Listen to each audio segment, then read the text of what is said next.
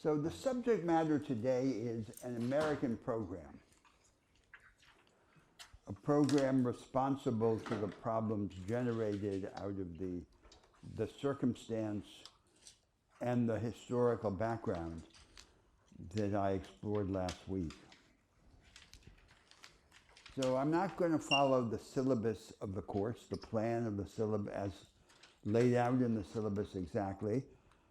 As you see, I'm going to depart from it as much as seems convenient. Now, the spirit in which I want to outline this American program and discuss it with you is not as an American idiosyncrasy. You know, I don't believe in local heresies. I believe in universalizing heresies. So this is the American version, as it were, of a universal proposal. And the themes, the central themes, will come up in other national contexts as we go forward. Now, before I begin, let me make again a clarification of method. The two most important attributes of a programmatic proposal are first that it define a direction, and second, that in a particular historical and national circumstance, it select the initial steps by which to begin to move in that direction. So a program is not a system or a blueprint, it's a trajectory. It's a succession of steps. It is, as I said, on the first day of class, music and not architecture. But nevertheless, there are choices to make in the exposition of programmatic ideas. And one of those choices has to do with the degree of proximity to existing reality. Any program worth thinking about can be explored at points relatively close to what exists now or relatively far away from it. And when the priority is, as it is in this circumstance in which we find ourselves, conceptual clarification, it often helps to prefer points that are at a middle distance from the existence, from established reality, neither very close nor very far away. But as I suggested in an earlier class, that expository choice may be inappropriate in the language of political persuasion and of transformative practice, in actual politics. Because in actual politics, these proposals described at a middle distance from the existent, from the present, may seem not far away enough to arouse enthusiasm, but at the same time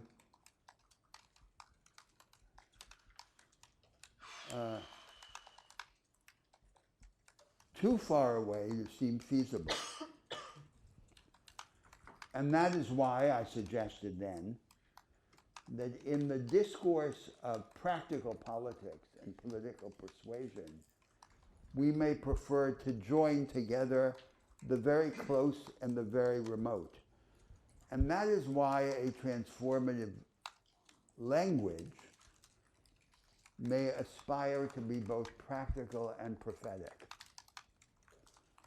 It's not the choice I'm making in this exposition where the aim of clarification has priority. Now, I'm going to reserve to the very end of the discussion two great divisive themes in the United States. The theme of race and class, and the theme of the contest of moral agendas, the contest between a religious and a secular and a traditional or a modernist moral agenda. And instead, I am going to begin with a theme which is very dry, but of immense importance, which is the theme of the relation of the system of transfers, both on the revenue-raising side of the budget, that is taxation, and on the spending side, public spending or social entitlements, and its bearing on inequality and more generally on the programmatic concerns of the progressives. And I summarize my view in the form of three theses. The first thesis is that with regard to the diminishment of inequality,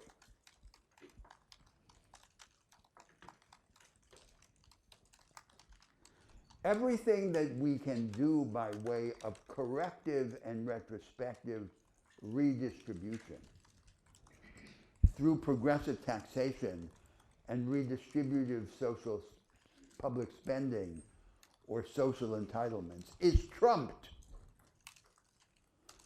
by what we can do innovating in the actual institutional arrangements of the society.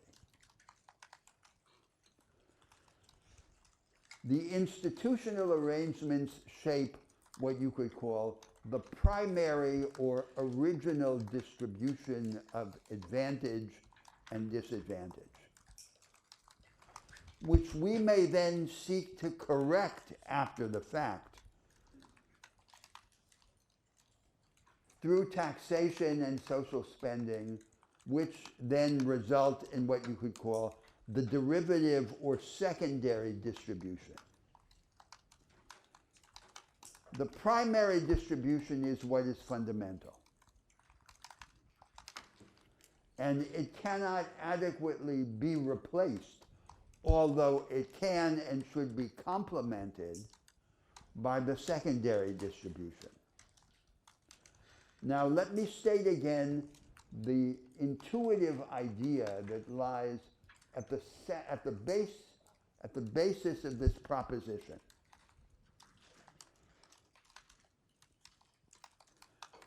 The intuitive idea is that corrective redistribution after the fact, is always in tension with the economic logic of the established institutional arrangements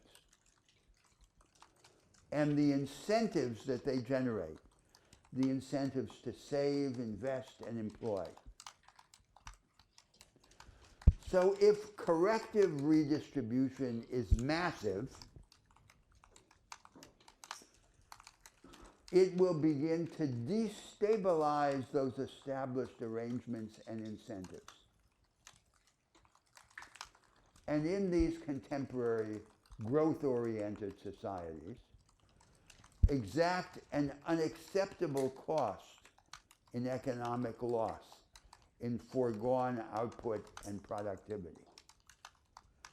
So right there is the reason for an objection to a characteristic attitude of the contemporary progressives. Their attitude is the market, by which they mean the existing market, not an alternative version of the market order, is a tremendous instrument, a motor for the creation of wealth. Unfortunately, it generates inequalities. So then we come after the fact, retrospectively, and we correct through this secondary distribution the inequalities generated by the market order. That's a major ideas of theirs, of the contemporary progressives, and maybe you could consider it their central idea.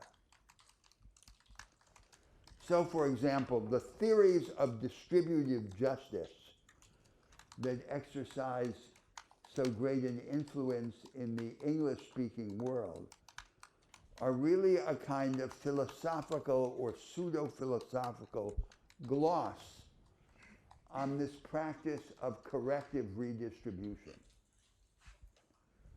If you thought that everything that can be done by way of corrective redistribution is trumped by what you can do influencing the institutional arrangements that shape the primary distribution, your theory of justice would look very different.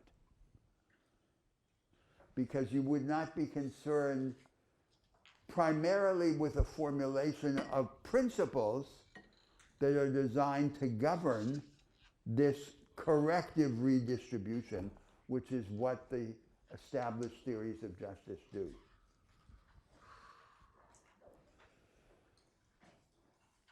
And the tension between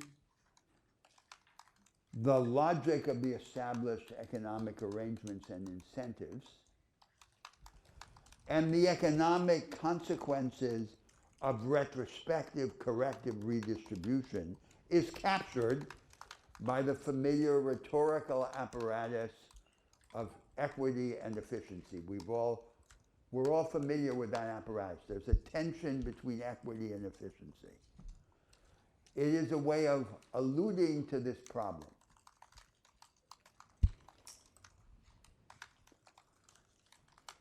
Now, in what way does the primary distribution, or in what way does the institutional structure that shapes the primary distribution result in equality or inequality? It establishes the distribution of advantage and disadvantage, and particularly of economic and educational opportunity. Who has access to the best schools, to the best jobs, and to the most advanced practice of production, and who doesn't? Now, in a circumstance in which the distance between the economic vanguards of the most advanced practice of production and the rest of the economy becomes huge, as I hold is the case with respect to the existing economy, then this problem of the limits of the inadequacy of corrective redistribution becomes a major problem. If a major source of inequality is the hierarchical organization of the production system, then the only sufficient way to address the problem is to reach it in its structural causes. So the idea that I'm stating as the first thesis can be restated as the proposition that structural problems must have structural solutions. And that it is not enough to address structural problems by a series of corrective redistributive measures.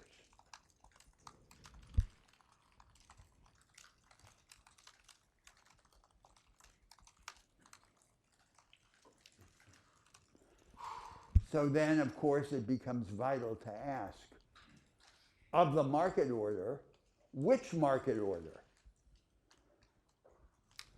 And that's a completely different kind of discussion than the discussion that lies at the center of conventional social democracy and social liberalism.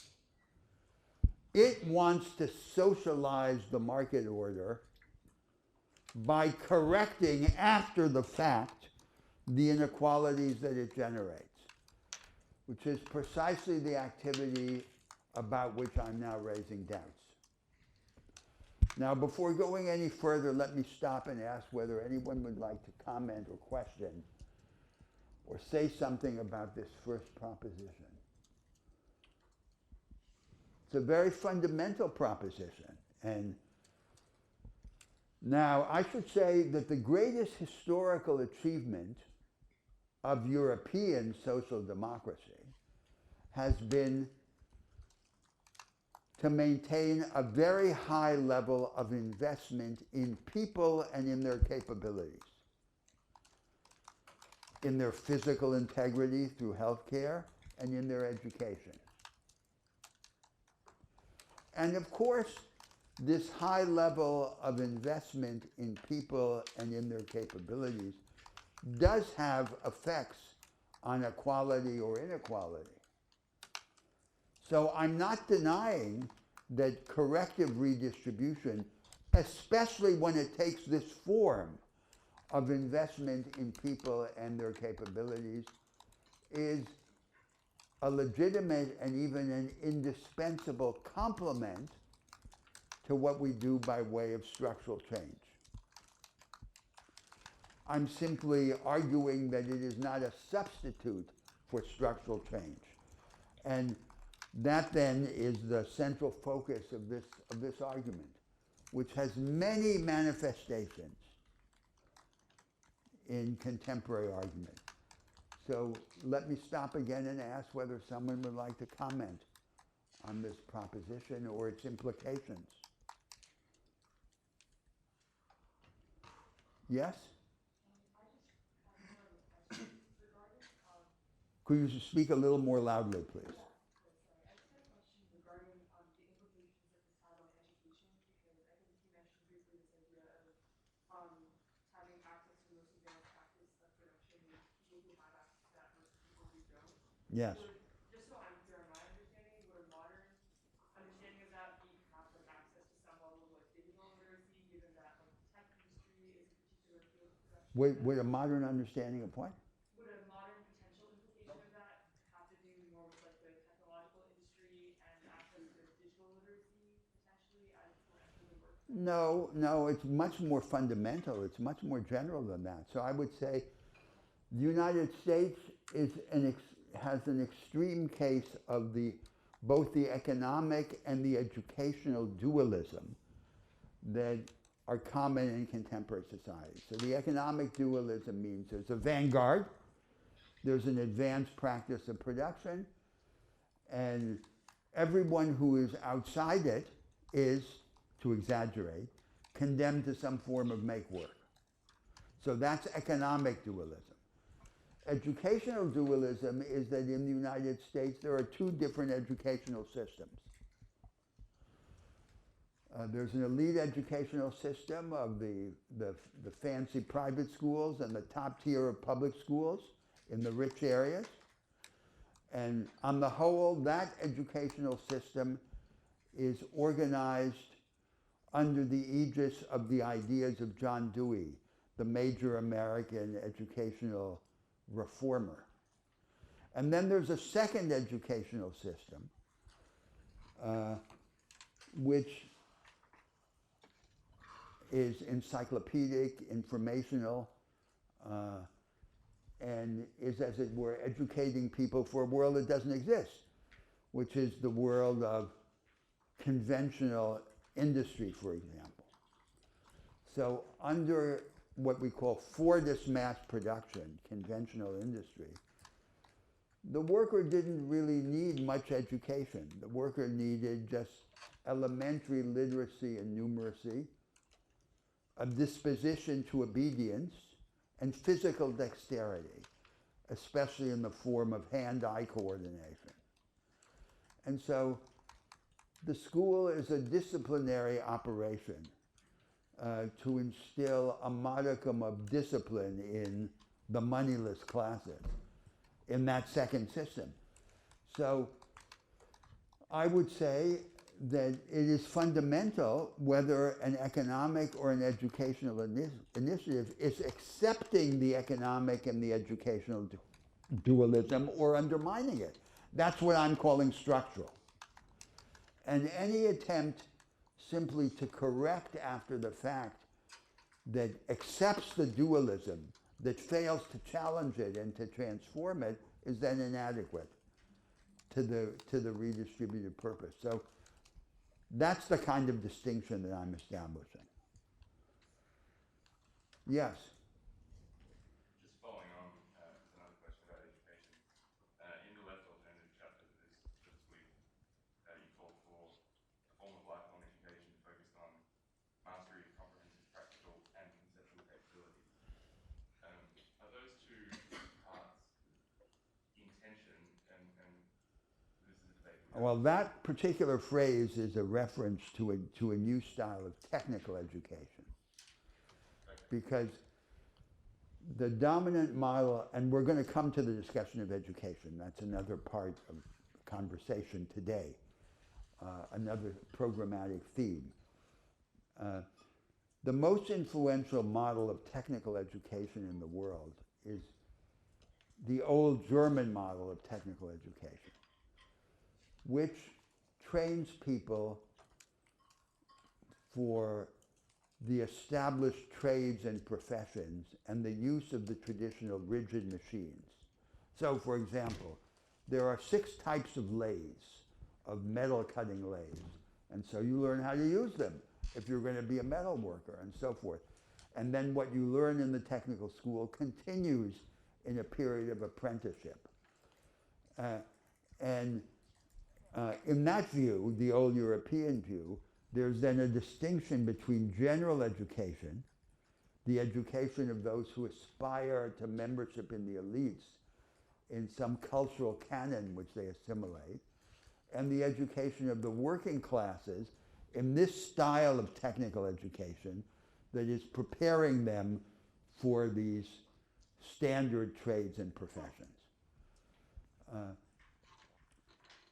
The change of general education that I will argue we should desire brings general education much closer to a changed form of technical education.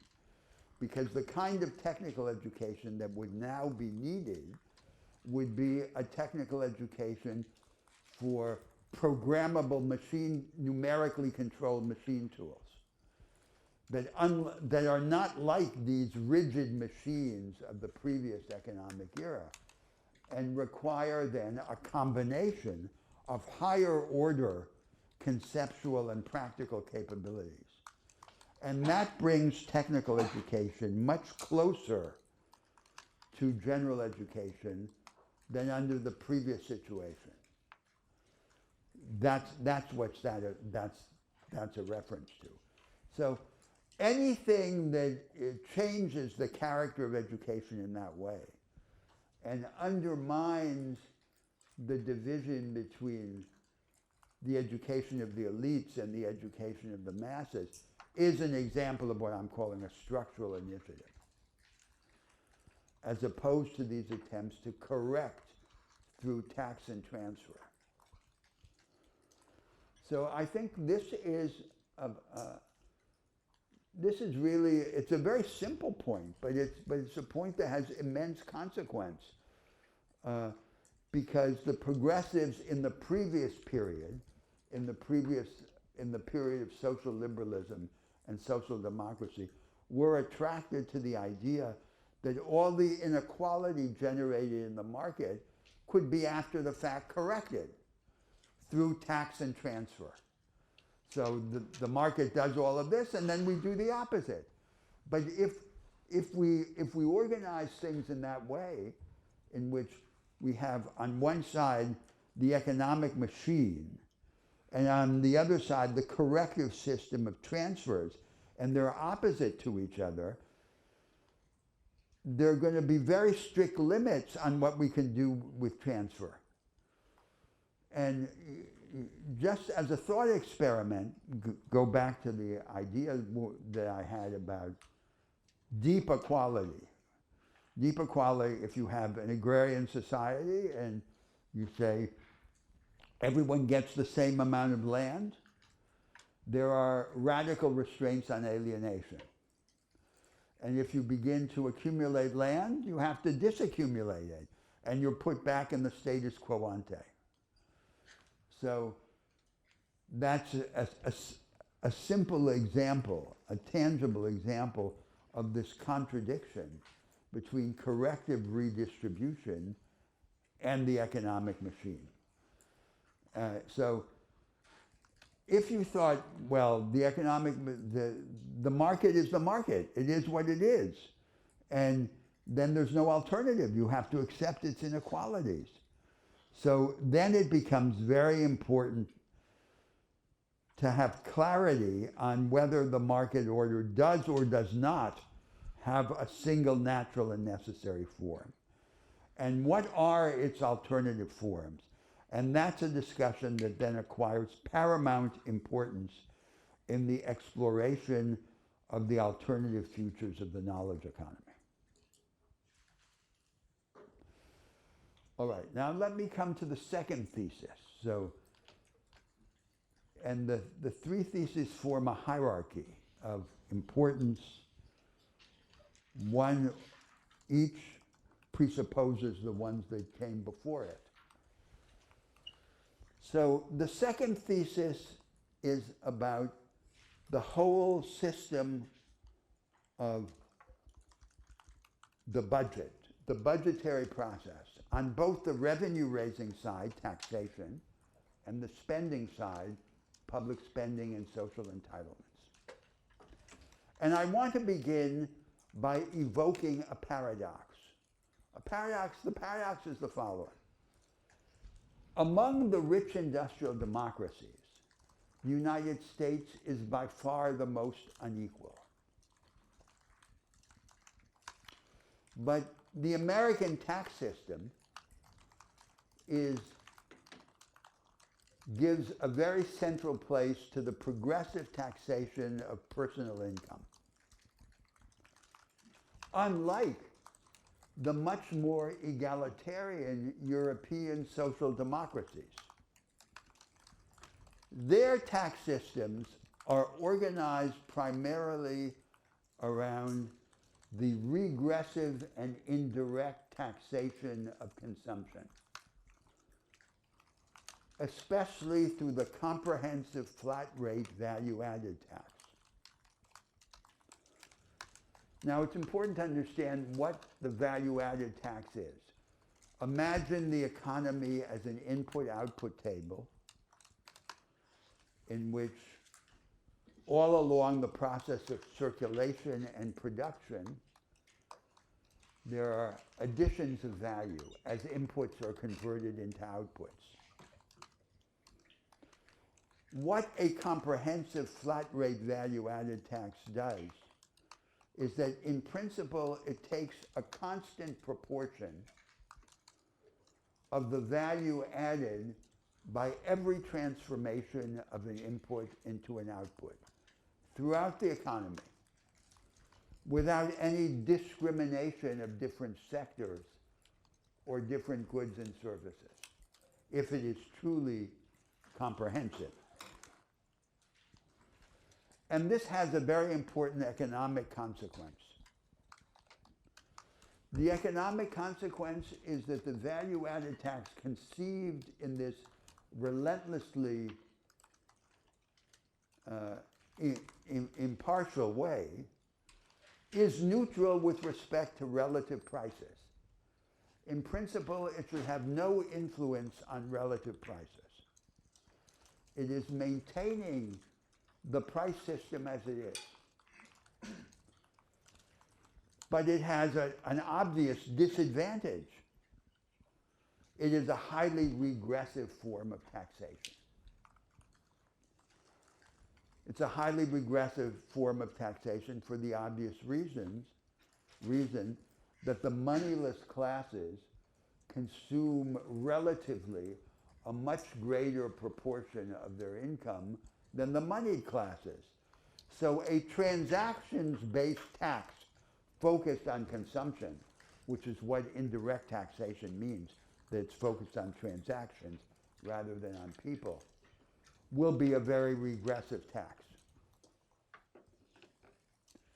Now, how can we explain that the most unequal of the industrial democracies, the United States,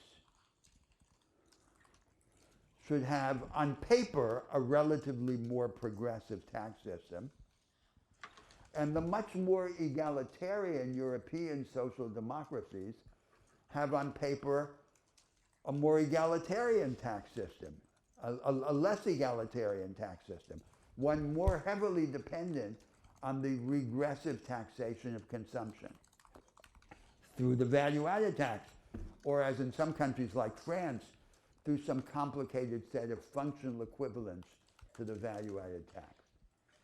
A crazy kilt, a patchwork of consumption taxation-oriented taxes that approximate the effect of the value-added tax.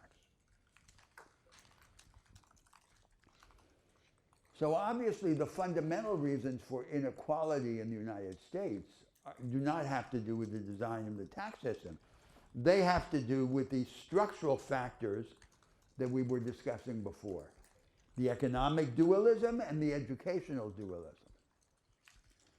But it is nevertheless curious, striking, that there should be this counterintuitive relation in the distribution of tax systems around the world. How are we to explain this? Now, the beginning of an explanation is that from the standpoint of public finance, the most obvious and striking difference between the United States and the European social democracies is that the aggregate tax take in the United States is at least 10% of GDP lower than the aggregate tax take in the European societies. That's the most important difference. And how is this difference related then to the different tax orientations and to the dependence of the Europeans on this avowedly regressive form of taxation of consumption, the comprehensive flat rate value-added tax? It seems that the flat rate value-added tax makes it possible to maximize the tax take, the total amount of revenue that the state takes in, while minimizing the economic disruption. The destabilizing effect on established economic arrangements and incentives, because of this neutrality with respect to relative prices that I referred to before. And thus the explanation of the paradox is the following. The overall effect of the European budgetary system is more egalitarian than the American for the simple reason that the European state is able to take in much more money. And everything that it loses by way of progressivity on the revenue-raising side of the budget, the progressive profile of taxation, it regains or gains in double on the spending side.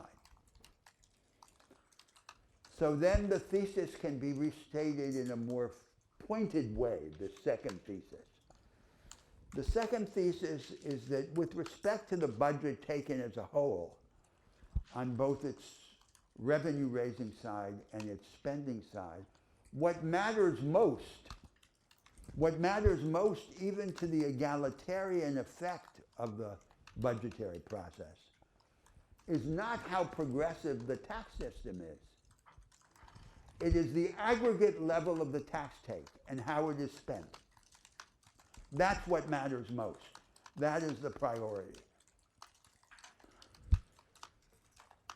Now, we all know that that's not how people think, and that's not how people in general think. That's not how the politicians think. And so, now, do they understand that the progressive taxes, like the progressive income tax, have a relatively modest and marginal effect on inequality? Yes, I think they do understand it. But why is it that then they constantly appeal to this idea of progressive taxation? It seems to be a way that they have of showing whose side they're on. So they're on the side of the people without money, of the moneyless classes, as I said.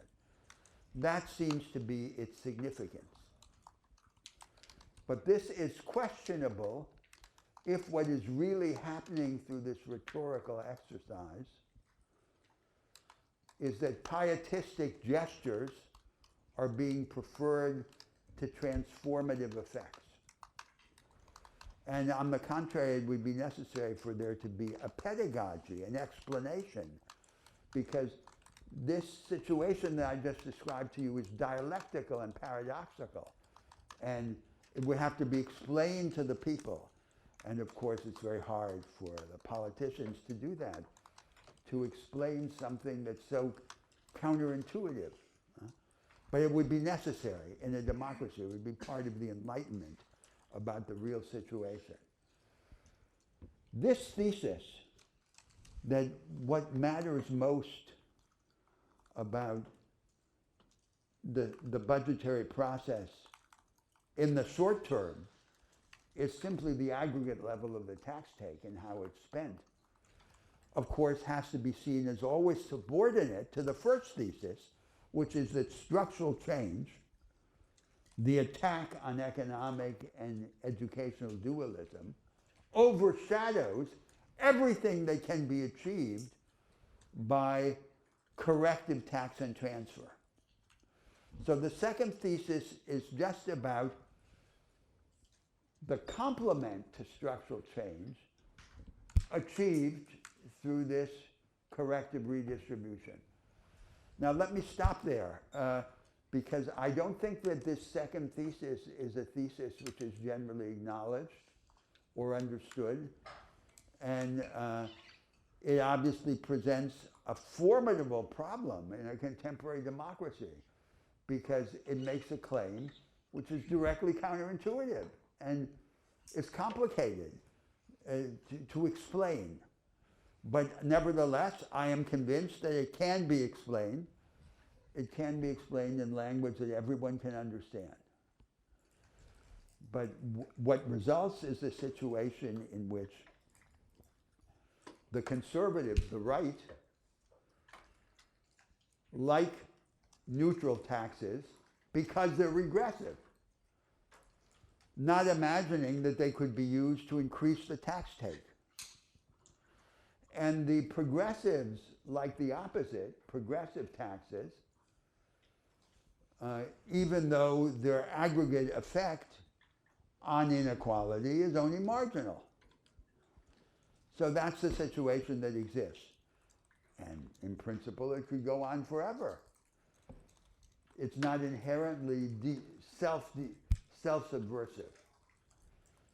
So again, let me stop and ask for your comments. Yes?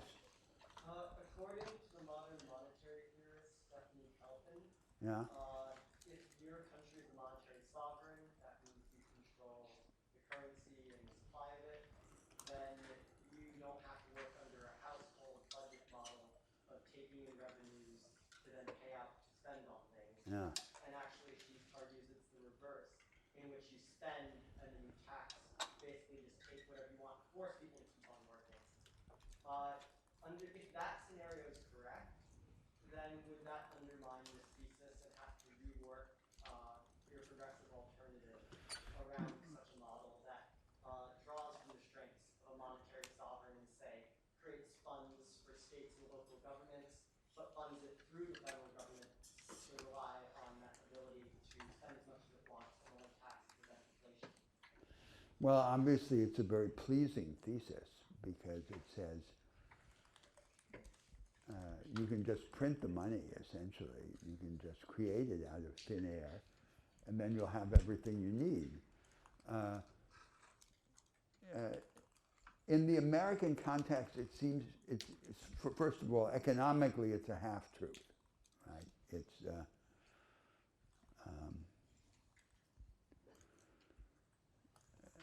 that you can manipulate. It's true that the state is not like a private debtor. So the debt of the state in principle is unlimited. That's true. But it's not true that the corruption of the currency through monetary expansion, unlimited monetary expansion, is without formidable economic consequences. That part is not true. And it matters, of course, how this money is spent, whether it's spent in some form of consumption or whether it's spent in the development of the productive apparatus of society. I think that in the United States, where this thesis has been most disseminated, it is especially dangerous. And it is especially dangerous because, as I remarked in an earlier class, the United States has no growth strategy. The growth strategy of the United States is cheap money through the Federal Reserve. And this seems, as it were, tailor-made, invented, to make cheap money even easier. In other words, you don't have to have any special program, you just print it, essentially. And I don't think that this manipulation of money is going to be a substitute for what has to be done with respect to the development and the dissemination of the advanced practices of production. So the fact that the state has unlimited debt is a huge advantage. The fact that the United States conducts its public finance still in what is still the reserve currency of the world, the dollar, is another huge advantage. And these are actual great advantages. But they're great advantages that are not a substitute for a productivist strategy. That's what I would say. And so you see the dangers in the United States, where the cheap money policy is already the central idea, where the progressives who lost faith in Marxism have sought refuge in vulgar Keynesianism, and this is like music to their ears, right? But it's not a substitute, I would say, and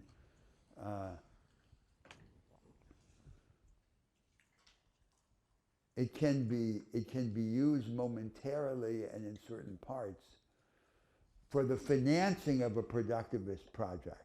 That's why I said before, it matters whether the money goes to consumption or to production. Yes? So you were discussing the marginal effect of progressive tax, like income tax. Yes. There's also discussion right now in the progressive community about wealth tax, inheritance tax, and even sort of wealth caps discussed. Yes. Like Thomas Piketty. Absolutely. Do those have less of a marginal? So, no, I'm going to come to that, because I think that you mentioned Piketty. So Piketty is an example of the social democratic idea, right? The great problem is inequality, and the solution is corrective redistribution through taxation. I don't think that corrective redistribution is ever an adequate substitute for structural change. But let's indeed come to this problem of progressive taxation, because that's going to be the object of my third thesis. Yes? So I'm just seeking a little clarity with respect to this idea of taxation systems and the sort of machinery of the market. You made the point that these flat regressive taxes in European democracies are able to expand the tax base with less disruption because of how they're structured. But Well, it's not just the tax base. They increase the aggregate tax take. right. But the part that I'm confused about is that historically, comparing the U.S. to itself, the sort of tax rates at the top of the progressive ladder are lower than they usually are, and the aggregate tax take is lower than they usually are. And so sort of something I'm wondering is, wouldn't it be possible to do both, assuming we embraced different spending priorities than we have now? Wouldn't it be possible to have both a progressive tax system and a large tax take that enables Yes, it is possible. redistribution? Yes, it is possible. So I'm not against progressive taxation. And I didn't think you were. I was just curious. and that's the object of my third thesis. Huh? Okay. And I think the income tax is a relatively ineffective tax for reasons that I'm next going to explain. And generally, just empirically, as a matter of fact, in most societies in the world, rich people don't pay the income tax. The income tax is, in the generality of contemporary societies, a tax on the salaries of the middle classes. That's what it is in effect. And it doesn't hit what I consider to be the actual targets of progressive taxation. Now, before I speak to that, is there some other comment or question about this second thesis? Yes. Would you argue that the thing that's stopping the U.S. at least from going towards that sort of model that the European countries have is more based on sort of that rhetoric and that like sort of like they'd be hooked by their own rhetoric? Because I feel like in Europe there is less talk about like the actual taxation systems and how the different models work, and more talk about how to spend the money. Of course. Okay. So, I mean, the fact is that despite what has happened to social democracy, it's been hollowed out, it's been liberalized, it's retreated. In no European country has there been a significant retreat from the principle of maintaining a very high level of redistributive social entitlements, paradoxically financed by the regressive taxation of consumption. So what's at the heart of that is not some thesis about what's the best tax system. What's at the heart of that is obviously an implicit social contract. You maintain a high level of public services in health and education, and we, the citizens, will be happy to pay our taxes. That's the basic contract. And it's that contract that hasn't been established in the United States. But I'm simply explaining what the terms of that contract are, because the terms of the contract are not the trade of a high level of public services for highly progressive taxes. That's not what it is.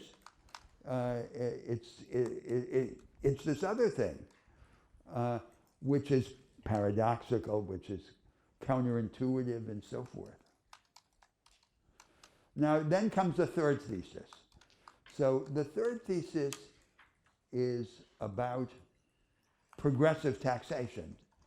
And so what are the two main objects of progressive taxation in principle? I would say they are first, the hierarchy of standards of living in society. And second, the accumulation and exercise of economic power. Those are, to my mind, conceptually, the two main targets of progressive taxation. The income tax doesn't hit squarely either of these targets. It's a kind of hybrid tax that combines these two targets but doesn't hit either of them directly. Now, of course, it's much easier to deal in taxation with the first target than with the second. So the first target can be hit much more directly, the hierarchy of standards of living. And the most direct way to hit it is the individualized consumption tax, which is technically called, in the literature of public finance, the Kaldor tax, because its major theoretician was Nicholas Kaldor, a disciple of Keynes, who in 1955 published a book called An Expenditure Tax, which is the best theoretical statement of the principles underlying this tax. And it is a form of taxation which is very attractive to the academics. For example, in the American law schools, the taxation the progressive taxation experts are on the whole highly sympathetic to this tax. But of course it's gone nowhere practically or politically. So let me explain what this tax is. So this tax says, take all the income of the individual, all the returns, not just to labor, but also to capital, and treat them basically all the same. And then subtract from this total labor and capital income of the individual all his invested saving. That difference between total income and invested saving is what the individual spends in himself, for himself, in the maintenance of his standard of living. So the result of that then is the hierarchy of standards of living in society. So one way of thinking of this tax in an American idiom is that it's like the negative income tax also. Or it's an income tax with an exemption for invested saving.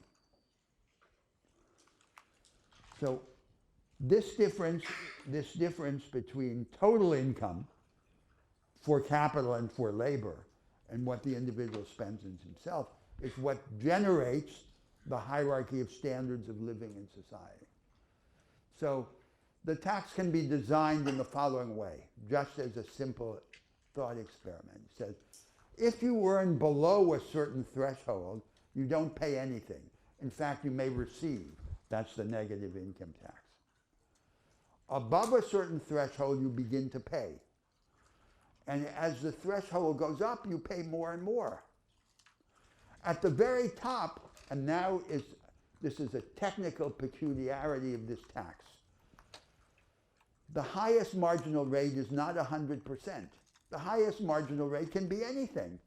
So you could say, above a certain level of luxury living,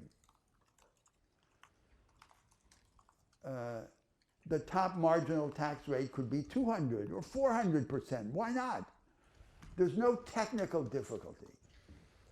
The technical difficulties in the administration of this tax are exactly the same as in the income tax.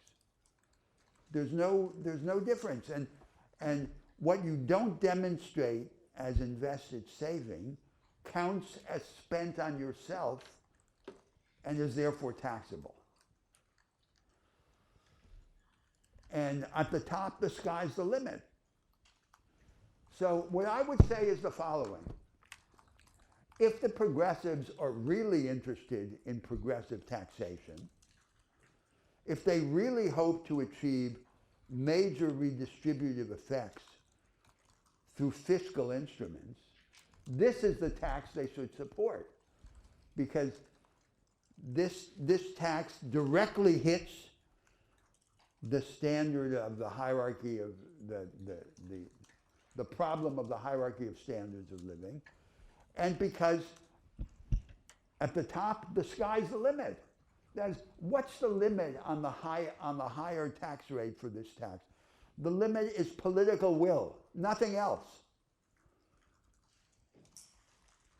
Simply that. Whereas in the income tax, obviously, there is a limit. As you come closer to 100%, harder and harder. There's no limit here. That's the tax. Now, the other target, the accumulation of economic power, is much harder to reach because it's much harder to separate from the structure of the market order. But by far the easiest way to reach it, if you were to reach it, is at the time of death. The taxation of inheritance or of anticipated inheritance through gifts inter vivos. That's how to hit it. So you can accumulate economic power, but when you die, you lose it.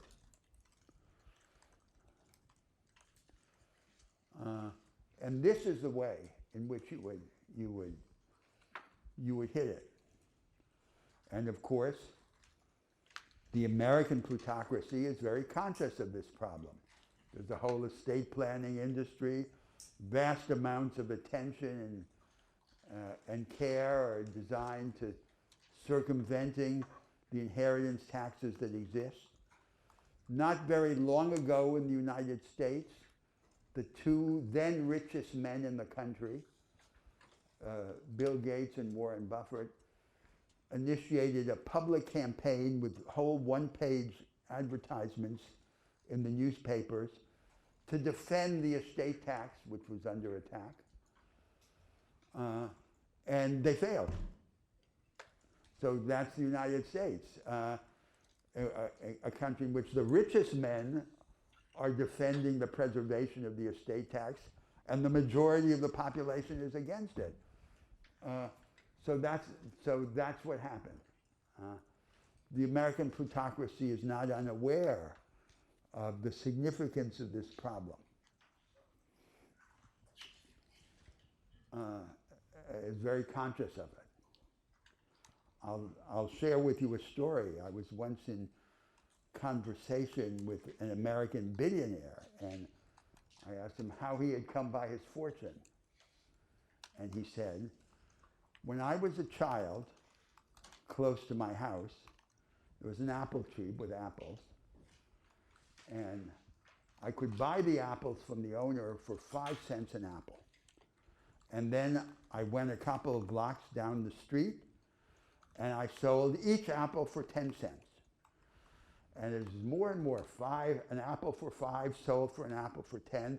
And then I hired 3 other kids, and we were accumulating and accumulating. And before me there stretched an endless horizon of accumulation. Then one day my father died, and I was rich.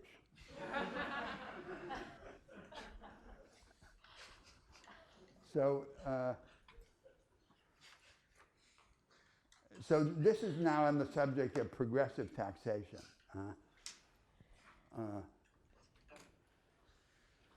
So it's not as if the acceptance of those first 2 theses that I stated give no role to progressive taxation. Sure, we can then superimpose on this system a highly progressive role for taxation. And I think the most obvious focus for that is the hierarchy of standards of living. The problem of economic power is much more elusive, and that has to be attacked structurally.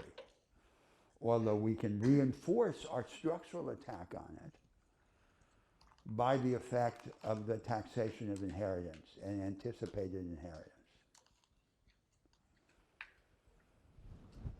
So again, let me ask for your comments.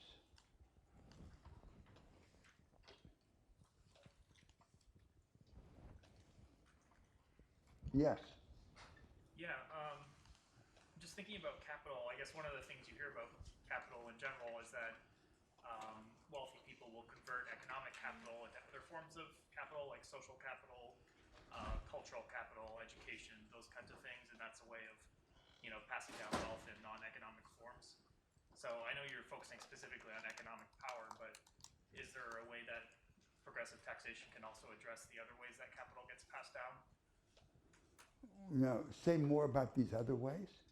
Well, for example, you come into money, and then that money is used to cultivate relationships, to build networks, to design or acquire cultural capital like art or literature. Yeah, well, I mean, so that all has to do with the structure in some way or another. And so a democracy that can be penetrated by money and in which the state can be captured is a weak democracy. And all the democracies that exist in the world are to greater or lesser extent weak democracies. They're all soft and penetrable in that way. And then the authoritarian state is like a shortcut, because then you have a vanguard that claims to speak in the collective interest and can steel itself against this corruption. but we know, in fact, it doesn't steel itself against this corruption. It has a stake in the perpetuation of its own power, and it is then converts economic power, political power into economic power, and then economic power back again into political power, and so forth. So that's the reality in which humanity is faced with this choice between soft, weak democracies and this false authoritarian shortcut that claims to cut the Gordian knot but doesn't. That's another aspect of this situation that we're in.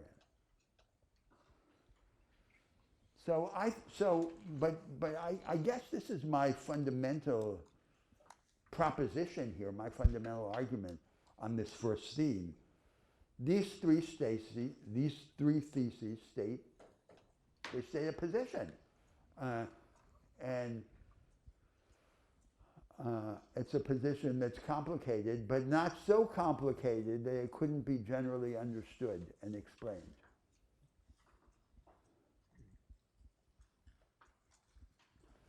And by far the most important of the three is the first. The other two are just complements to the first. Yes?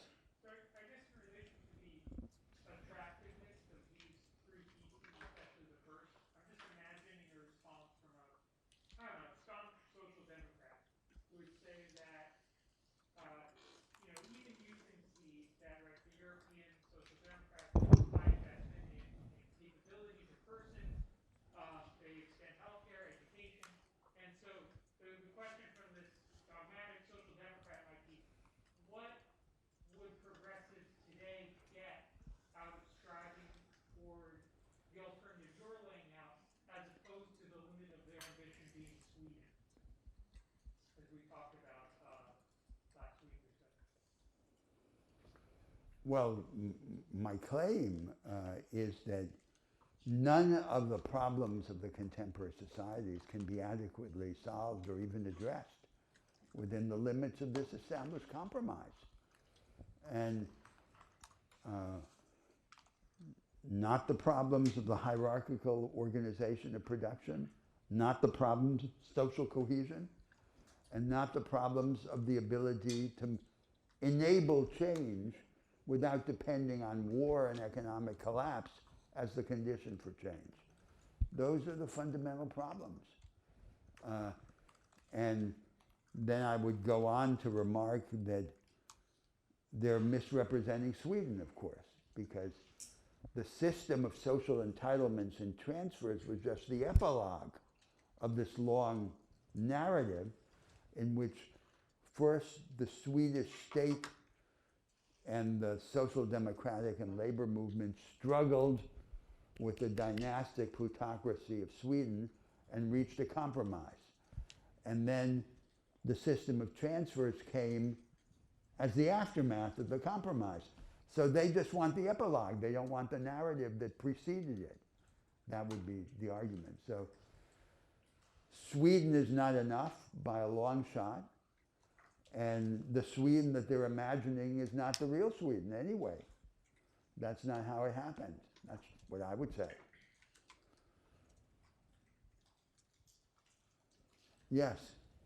I was interested that you brought up that when it came to the discussion about the estate tax in the United States, Bill Gates was one of the representatives Yes. that it was a good thing to have in place, but a majority of Americans didn't necessarily agree. I'm just curious because obviously to protect some sort of legislation or to enforce something, a lot of people in the United States have to vote for it or want their representatives to vote for it because we are in a representative democracy. Why do you feel that a lot of Americans, despite not even ever necessarily being wealthy enough to be affected by something like the estate tax, would support it? Well, that's a complicated question. You know as best as I do. What would you say? I don't know. I mean, the common view is the Americans think life is it's the wheel of fortune. So you have a chance of going up. Why should you forego that? you may be the lucky winner. And these are speculations about collective psychology. But I think the reality is that there are no tangible options that are presented to the people. Yes. I guess my question is, sort of sitting here in 2022, in America at least, we can't even fund the IRS enough to enforce the tax code that we already Yes. have, much less change it. And I feel like I've sort of grown up, hearing about various technocratic changes to the tax code that would be beneficial. I mean, I've heard about implementing that tax for, 15 years at this point in my life. But we're not going to do it. And so I'm curious, or at least I don't think that the path to doing so is not clear to me. And I'm just wondering where that leaves us. Well, where does it leave us? So tell me what is the implication of your argument? I don't have one. It's a genuine, I don't know, I suppose intellectual deadlock that I'm facing. So what I think is, you can't produce a fiscal revolution on the basis of saying, and then later you'll decide what to do with it, right? So it's only going to happen in the middle of a struggle to solve national problems. Not just the provision of public services, but the attack on these forms of dualism. So you have to be engaged in some project. And the project would then, among other things, require money. And then you have to solve the problem. So that's what I'm saying. It's artificial to think of these three theses in isolation from the particular trajectory of change that you desired. But what's the basis of this? So can the Democratic Party has not come up with the productivist sequel to Roosevelt's New Deal. Then conservative statecraft is able to win and exercise power for 50 years, combining material concessions to the moneyed classes with intangible moral concessions to the moneyless classes. And then that fails to deal with the resentments and unhappiness of the white working class majority of the country. Plutocratic populism comes to power, and it too fails. It has no real program, and it's the maintenance of a vacuum. So how do you break a vacuum? You break it somehow in small pieces. That is, you find where to begin, and you have a trajectory that then helps define the way. I think otherwise what's the situation? You're waiting for the next massive depression or the next world war as the basis of change. I think there's no easy solution to the problem that you raise. But if that way of thinking were all we had in the world, of course the world would never change, because the world is organized to reproduce itself.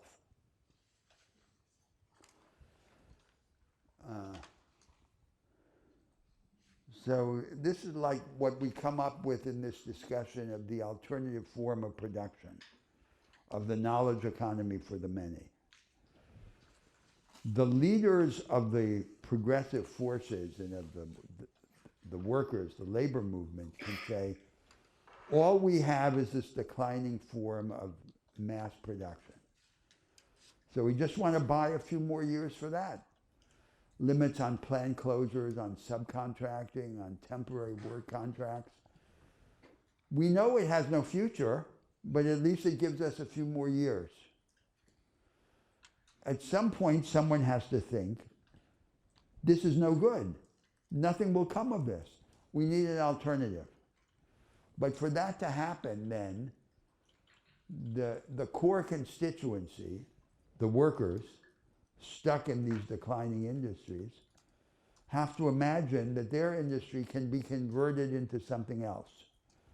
And they have to begin to think that the groups that they used to think of as their adversaries can become their allies in that project. So there's always this duality, this division of ways of defining and defending a class interest.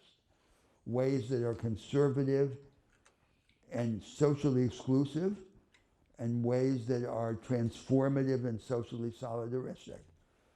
And I think the fundamental question is whether these structural transformations can take place only on the urgency of great crisis in the military or economic form, or whether there's some way in which imagination can do the work of crisis. That's the question. And I think that it's, on the surface, what you say is true. There's nothing that works except crisis to produce structural change. And society is organized to make such change depend on crisis. Until when? So I think that's what's at the back of many of these discussions. Yes.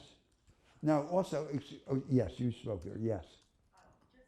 That question brought up something else in my mind, which is in the absence of the political will to enact major structural change, and I can't believe I'm going to say this because I hate this, but do you think that incremental structural change is an effective means of action? Well, you know I don't believe in this distinction between the incremental and the non-incremental. So I think structural change is by its nature fragmentary to a greater or lesser extent. So the structural change doesn't mean systemic change. It doesn't mean that there's a system and you're going to replace it by another system. Capitalism by socialism, the market by something else. That's a fantasy. So structural change, when it's real, is always fragmentary. The question is, how far does it go? How long does it persist? What does it lead to?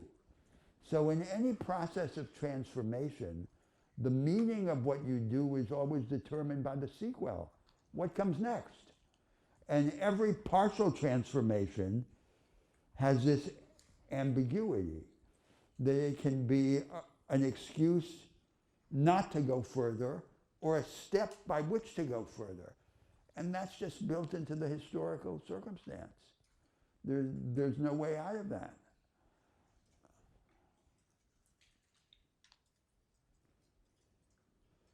All right, so this was really meant to be only the first theme. And I'll tell you, I'll anticipate you now what the other themes that I address in this American project are. So there's the question of the hierarchical segmentation of production, the insular vanguard of the knowledge economy versus a knowledge economy for the many. So that's one theme. And the economic dualism, the division between the people who are in the vanguard and everyone else. Second theme is education. What is the education that's needed? And how do we get out of the educational dualism? Then the third theme is, all right, yes, it's the fourth theme because the first was this fiscal discussion. The fourth theme is democracy. And what's the substitute for the low energy, weak democracies that we have in the world and in the United States? Those are the four large themes. And so let me begin. So And we're going to come back to the theme of production and the knowledge economy in many different forms.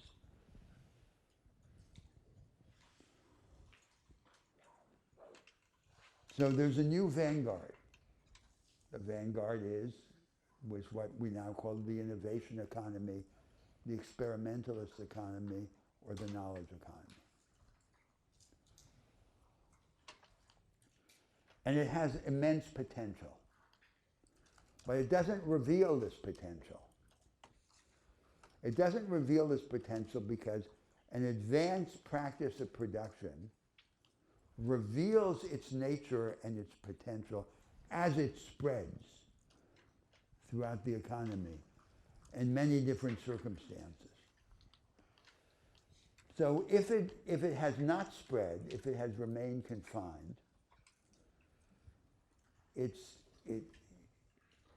the revelation of its character and of its potential is suppressed.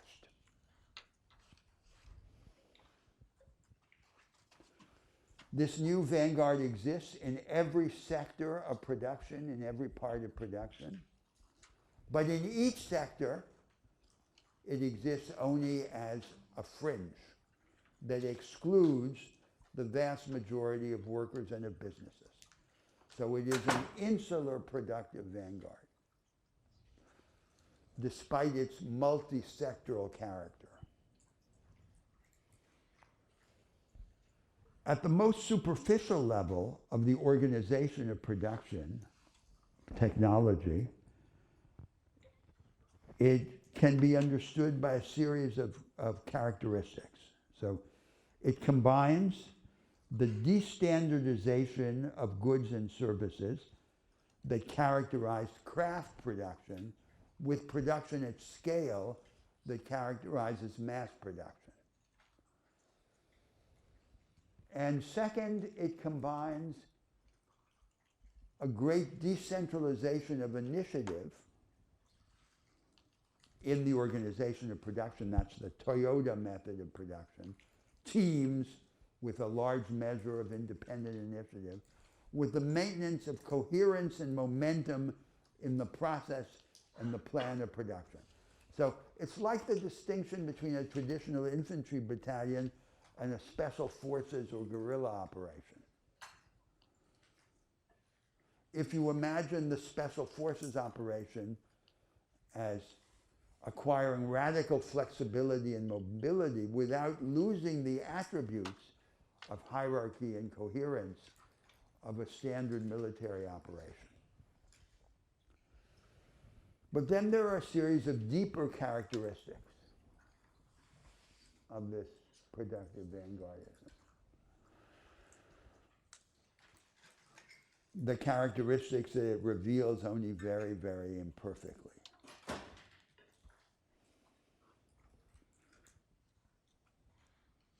It brings closer together the worlds of production and of discovery, production and imagination. To the point that at the end of the day, you can imagine it creates the basis for change in the relation between the worker and the machine. The machine is the point of the machine is to do for us everything we've learned how to repeat. The machine embodies a formula or an algorithm, and we, the human beings, do the unrepeatable. So then the combination of worker and machine becomes immensely more powerful than either the machine or the worker by themselves. But this doesn't happen spontaneously. It happens only if the state influences the development of technology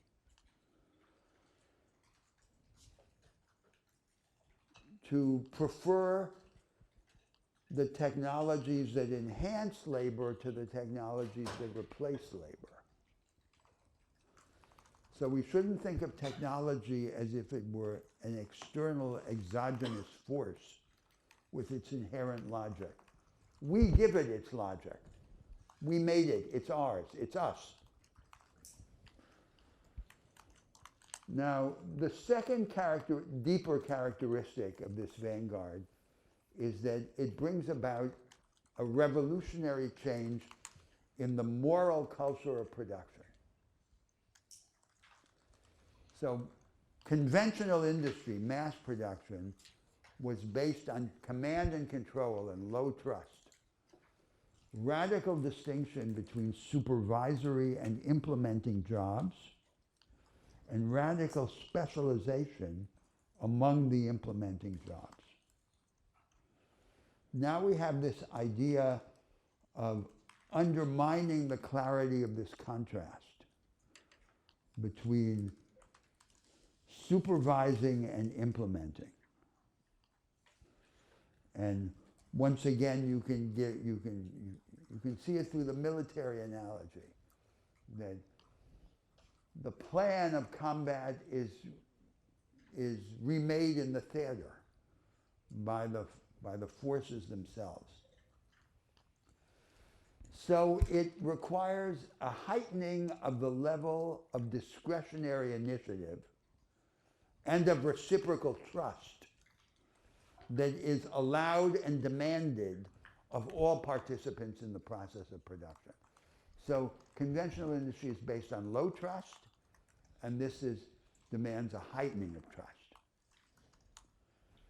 Now, the third characteristic, deeper characteristic, is that it has the promise of loosening and even reversing what has been the most universal constraint in economic life, the constraint of diminishing marginal returns.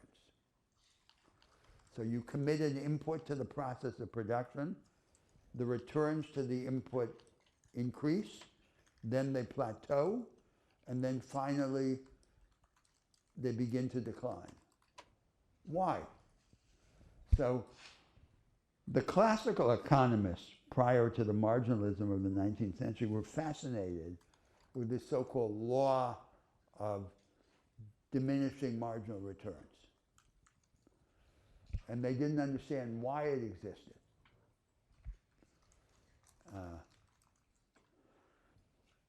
And in the classical theories of growth in the 20th century, it occupies a central place.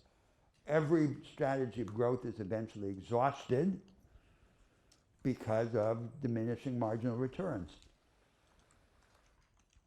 Now, why is that? It's because each innovation is like an independent input imported from the independent evolution of science and technology, and then the returns increase, plateau, and decline. But the knowledge economy has at least the potential, the promise of making innovation continuous or perpetual, rather than episodic and discontinuous. And for that reason, it may relax and even reverse this constraint of diminishing marginal returns. So it has a vast potential. But the potential is not revealed in its present form.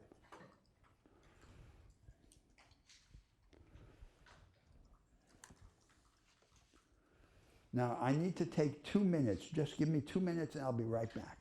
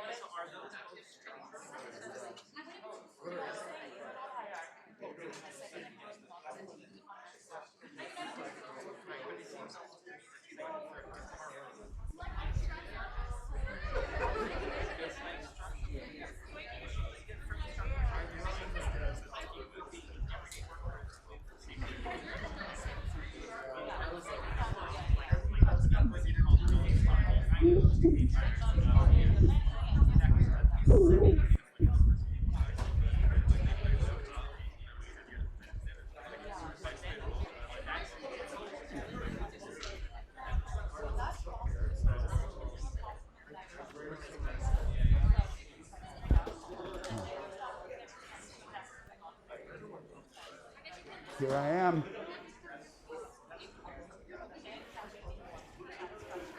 So there's this vanguard. But it's quarantined, it's confined.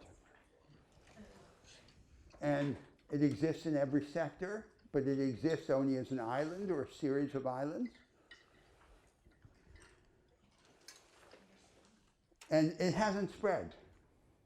In fact, the opposite has happened. The elites that command this vanguard have found a way to divide the process of production into two parts. The routinized or commoditized part, they have subcontracted to firms and workers often in remote parts of the world, and the profitable and creative part they've kept for themselves. In fact, many of these operations are fabless, that is, they have no physical apparatus. They just rent out or subcontract to the physical factories in other parts of the world. So there's been an increase of the insularity rather than a dissemination of the process of production. The increase of the insularity is masked because, of course, the businesses of the knowledge economy have to teach skills to the users of their products and services, and that creates the false impression that the users are somehow themselves parts of the knowledge economy by virtue of using these products and services, which is not the case.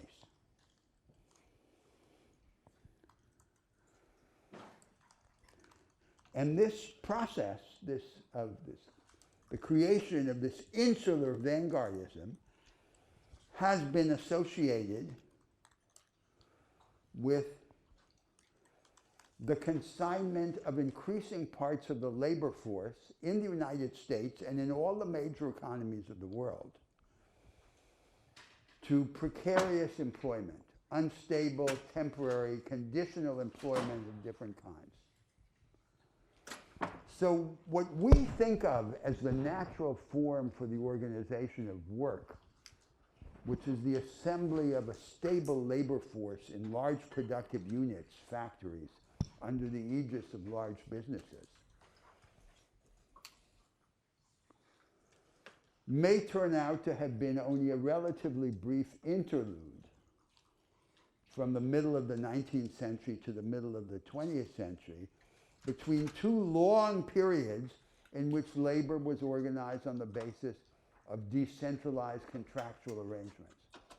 That's what Karl Marx called the putting out system, described in the early chapters of Das Kapital. And now we have a new putting out system organized on a global scale by these firms. In the United States, the productive vanguard of the knowledge economy is often mistaken for just one expression of it, high-tech manufacture. And in fact, for an even narrower form, which are the platform oligopolies. But the platform oligopolies are an anomaly, they're an exception, with a set of very special characteristics. So what are some of these characteristics? The first is the social and economic value of the universality of the platform.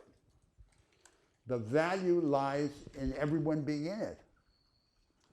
And that's one of the reasons why antitrust law is such a doubtful instrument to master them, because it would destroy the social value as well as the value to the investors, to the owners, to simply break them up. Second, because of their scale, they're able to face the very high fixed costs of the technologies that they use. The third is the near zero marginal cost of adding a user to the platform. And the fourth is an entirely accidental feature that arises from a loophole in the law of intellectual property. That is, they're able to, they found a way to trade for free in the data of their customers, for example, through advertising. So they've gotten something for nothing, and that's a central part of their business model. So those are the platform oligopolies. The platform oligopolies are not the knowledge economy. They're simply a showy and anomalous corner of the knowledge economy. The knowledge economy is this much larger thing, but confined in a series of islands. And what are the consequences of this insular character of the new vanguard? So there are two major consequences. The first consequence is stagnation, slowdown in economic growth and in the rise of productivity. And how could there not be slowdown if the most productive practice is denied to the vast majority of workers and firms? So the claim is made in the United States today under the label secular stagnation, a label taken from the 1930s from Alvin Hansen, that there's something natural about this slowdown because the contemporary technologies, according to this discourse, are inherently less transformative than the technological innovations of 100 years ago. To my mind, that's absurd. What could be more revolutionary than artificial intelligence? Nothing, conceptually. There's a much more straightforward explanation. The second consequence is inequality.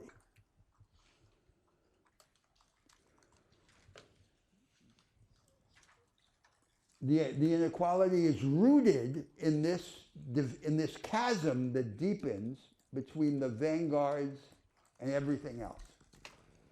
So as I said, everyone else, everyone who's not in the vanguard, is consigned to some form of make-work. And then there are the paper-pushing elites, the management consultants and the financiers who are attending the vanguard. Huh?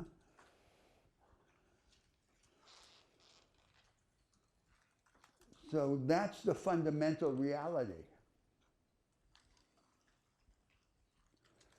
And then the project would be the project to somehow overcome this insular character of the vanguard and produce little by little and step by step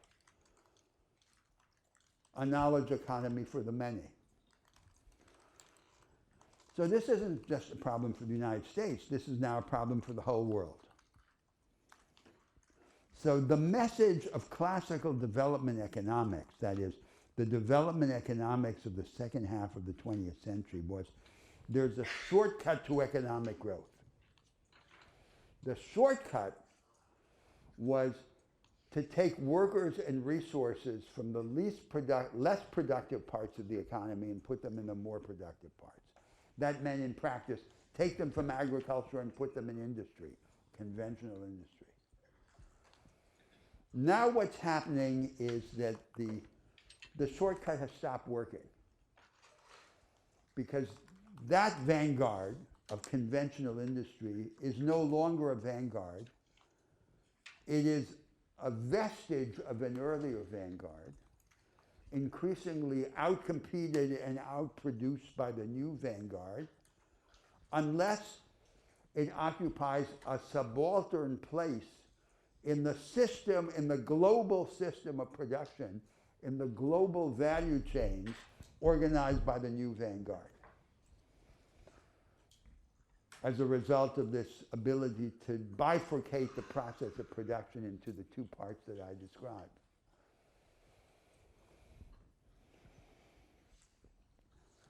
So unless we're able to deal with that problem in its source, in its cause, we can't fix it. This problem that I called the new form of economic dualism, the division between the vanguard and everyone else. So here's the dilemma that is beginning to preoccupy the whole world. The dilemma is this. The old formula of rapid economic growth, what the economists call unconditional convergence, was conventional industrialization. The old formula has stopped working. But what's the alternative to it? The alternative to it would be a deepened and disseminated form of the new vanguard of the knowledge economy. But that new form doesn't exist, even in the richest countries with the most educated populations, like the United States, Germany, and Japan. So how can we expect it to exist in the rest of the world? That's the dilemma. That's the new dilemma of development. And in principle, that dilemma can be solved only on its second side. It can't be solved on its first side. Mass production is not coming back. It has no future. You can buy a few more years for it, but you can't bring it back to life. So the only way in which this dilemma could be solved would be to solve it on its second side by making the apparently impossible task of creating a knowledge economy for the many feasible, breaking it up into little pieces and steps. That's what we would have to do. And that then is then the substance of this first element in the second element in this American program. The first element was the argument about taxation. We would have to lift up the rearguard, the vast periphery of the economy. And we would have to lift it up step by step, as the Americans did once before. Remember in my argument last week about the United States, the example of American agriculture in the first half of the 19th century. They distributed the lands, they organized through the land-grant colleges and the system of agricultural extension, this family-scale agriculture with entrepreneurial characteristics, contrary to what everyone in the 19th century thought was inevitable, which was agrarian concentration. So that's what they would have to do all over again in this new form. But now not in one part of the economy, but in every part of the economy, because the problem of the vanguard and rearguard characterizes the whole system of production and not just a part of And how could they do this? So it would require a different kind of education, and I'm going to come at a later moment to the nature of the educational changes that were needed.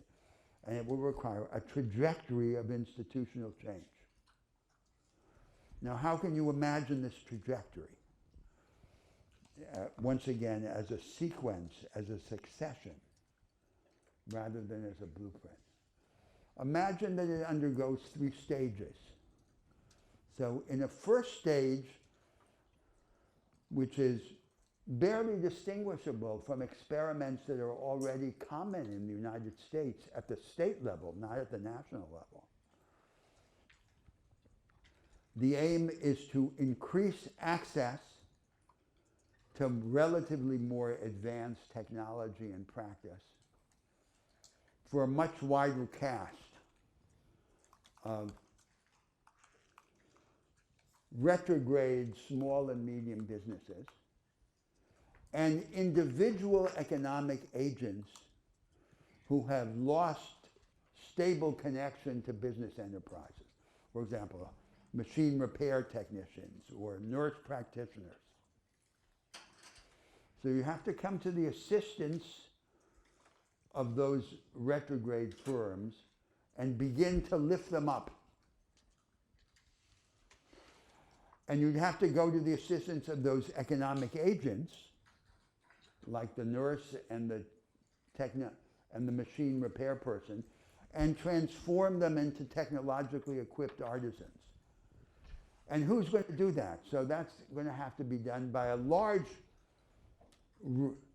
very large cast of local initiatives, both public and private, different forms of support, and within the federation, within the federal structure, through cooperative federalism.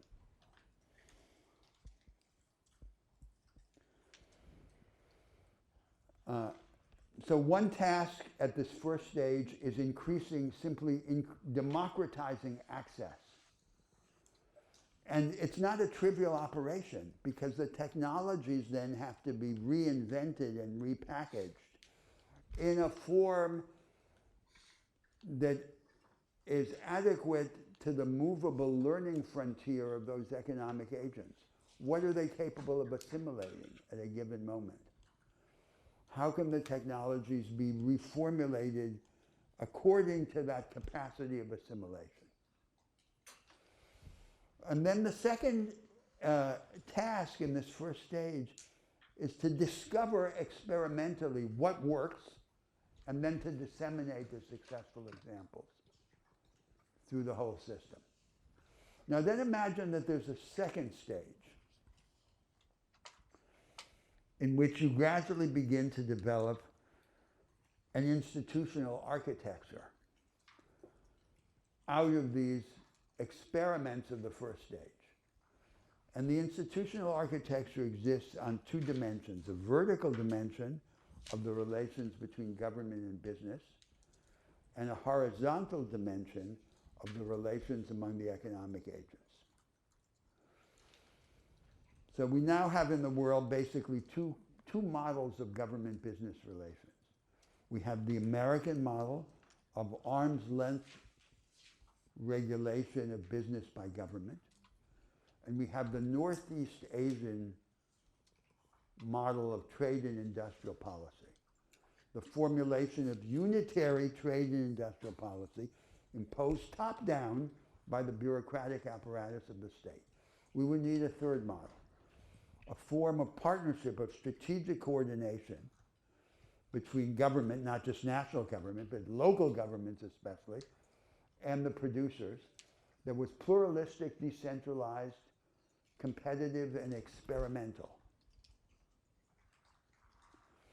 And on the horizontal dimension, among the economic agents,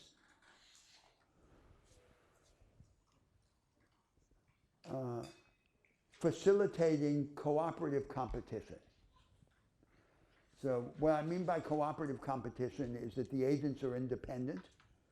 They are entrepreneurs or proprietors in their own right. but at the same time they pool resources to achieve economies of scale, as the entrepreneurial family farmers of the early 19th century did. And then we can imagine a third, more radical stage, far into the future, in which we begin to redesign the basic terms of decentralized access to the means of production. And to explain what the kind of thing I have in mind, let me just suggest a thought experiment to you. Not any kind of institutional blueprint. Imagine a system in which all the fundamental productive resources of society are put into the public realm. It's not the state, it's not the government. They're put into, say, public trust. And the fundamental way in which you get to use the productive resources of society is that you borrow those productive resources by assuring the public entity of a high rate, of the highest rate of return for a certain period. So in other words, it's like there's a capital auction. The capital resources of society are auctioned off to those who are able to put them to the most profitable use. And they use them temporarily under those conditions. The basic form of public finance ceases to be taxation and becomes the underlying rate of interest that the funds, these public funds, charge for the use of the capital resources of society. It's a radical decentralization of capital, or a democratization of capital. But that's just to evoke a conceptual space, as it were, of experiments in the basic property regimes, in the terms of access to the means of production. And that would only be, as it were, the third stage towards which we're going. The legal and institutional basis of a knowledge economy for the many. So then the question is this still a market economy? Of course it is. But it's the reinvention of the market order on different principles. So the old debate about market and versus state has been replaced by a new debate about which market. And the redesign of the market is not an idle exercise. It has a practical purpose. The practical purpose is the deepening and dissemination of the most advanced practice of production that exists in our historical circumstance.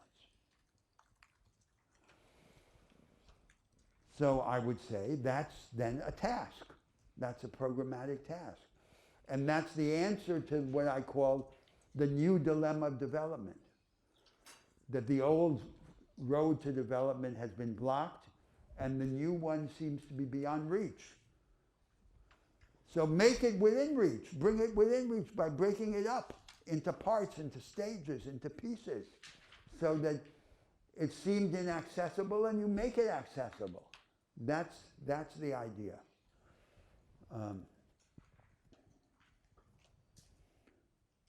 And then you could ask, well, what combination of political and social forces would make this a reality? And the answer is all the interests associated with production and with work.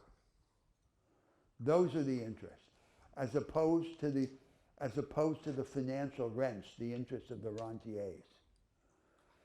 So it's a producerist majority, interested in work and making things and creating things.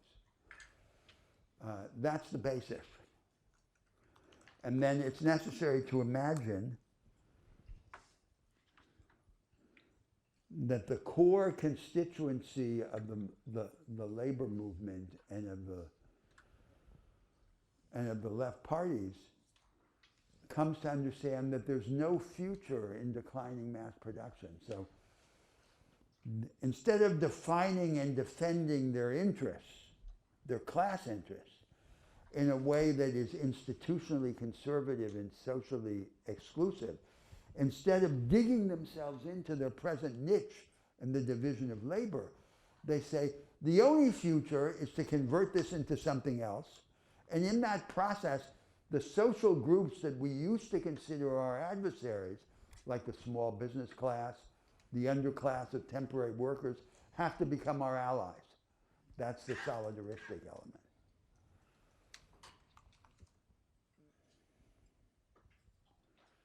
So it seems to me that's the general character of the task that I'm imagining, is the second element in the American project. The overcoming of economic dualism through the lifting up, the progressive lifting up of the vast economic periphery of the country. And the single most powerful instrument would be cooperative federalism. Not just vertical federalism, cooperation among the three levels of the federation, but horizontal cooperation among the states and the municipalities. So if there is institutional life in the United States about the redesign of the structure, that's where it's happening. It's happening in the federation. It's happening through this activity at the state level and in the ideas and practices of the governors.